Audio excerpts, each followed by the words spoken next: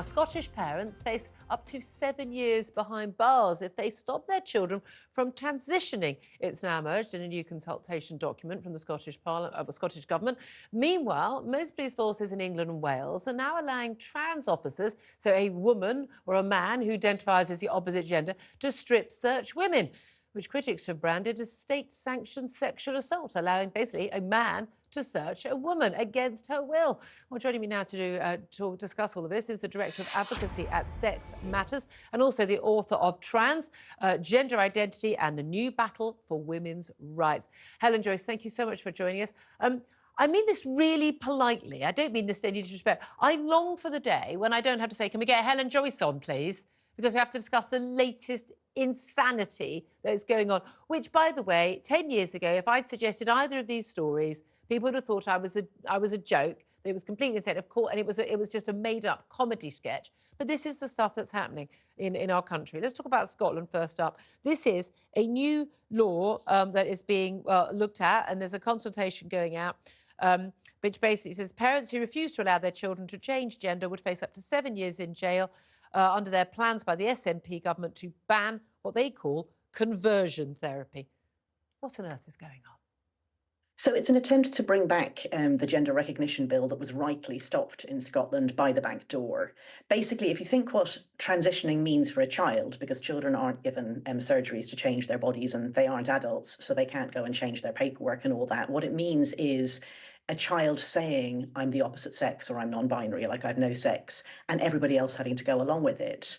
So conversion therapy is an incredibly misleading way of saying, allowing children, or indeed adults, to force everybody else to go along with the lie about their sex. And that's what just it is, all it isn't means. it? And when they use this phrase conversion therapy, and there's all the debates about this, they're kind of lumping in some really nasty practices that have gone on with particularly sort of the religious right, evangelical religious right in America, where, you know, young gay people have basically faced electric shock treatment and really, really unpleasant treatment and about their sexuality.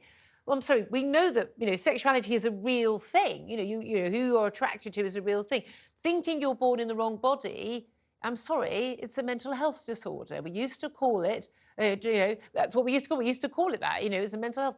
We should show sympathy and empathy and respect and kindness, but we're not expected to go along with it. When an anorexic, you know, 12-year-old says, you know, I think I'm really fat, we're not expected by law to say, yes, you are really fat, you should definitely go on a diet.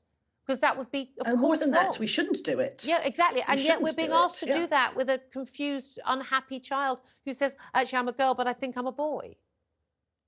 One of the problems with this is it's so easy to say ban conversion therapy, and people think they know what conversion therapy is. As you say, these horrific practices that have been illegal, by the way, in this country for decades, about trying to force people's sexuality to change by either sort of basically torturing them when they think about same-sex attraction, or trying to encourage them to think about opposite-sex attraction in very abusive ways. That's illegal. It's assault. You'd go to jail if you did that. And all the professional bodies in medicine and the health, psychiatry and all of that have bans on it. You'd be struck off as well as go to jail. So there isn't a thing to fix here. But as you say, also, sexual orientation, it's a thing, it's a real thing, and we can't change it. I mean, one of the things they learned from the attempts to change it is you can't change it. Yeah. You don't need to try, by the way, but you can't. No. Whereas the thing about people who are confused about their gender or their sex, especially when they're children, is they usually stop, they grow out of it. Yeah. So there isn't even a stable gender identity to talk about conversion therapy about. But also, I would argue that the true conversion therapy is what happens in the gender clinics when they turn confused kids of one sex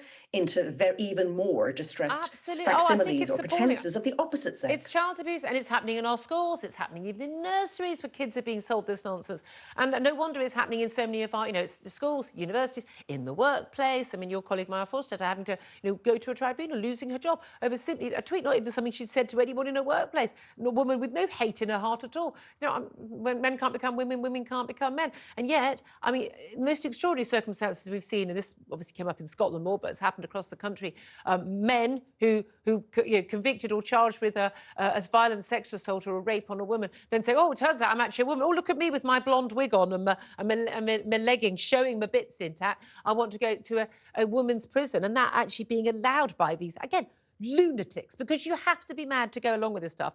And now we see, of the 43 police forces in England and Wales, at least 34 have either implemented a policy or intend to implement a policy where they will allow trans-identifying, they say, biologically male officers, men who claim to be women, let's call them what they are, men who claim to be women, to strip search women. So women suspects. This is a report from the Women's Rights Network, and they basically said the guidelines would lead to, this is what Heather Binning, the group's founder, state-sanctioned sexual assault. At the current time, you have the right to demand, if you're a woman, to be strip searched by another woman.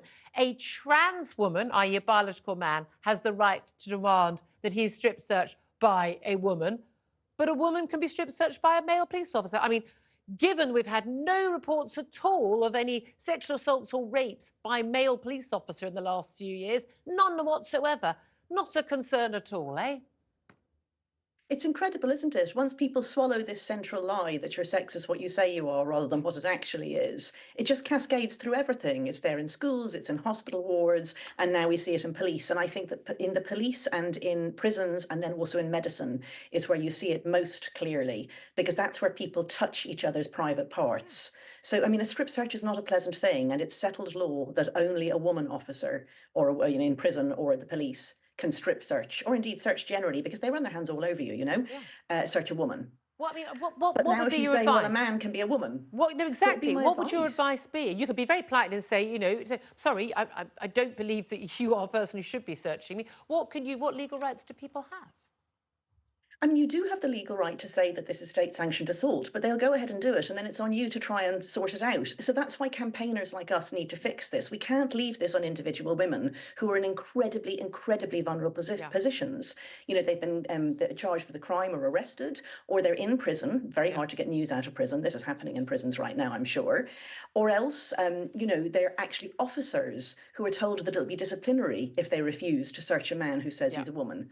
Absolutely. I mean, obviously, males who identify as females in prison are going to do things that make people have to search them if they think they're going to get searched by a woman. It's a way of exerting power over the officer. Yeah. It's bullying. It's state-sanctioned sexual assault. People who are just signing up to this, they're not thinking through the logical conclusions of it, and leaving very vulnerable people, children, in all the stories we talked about, children and women in positions like that, without power, even more helpless. Helen Joyce, I just love you for the work you do. She's Director of Advocacy at Sex Matters. Thank you very much indeed.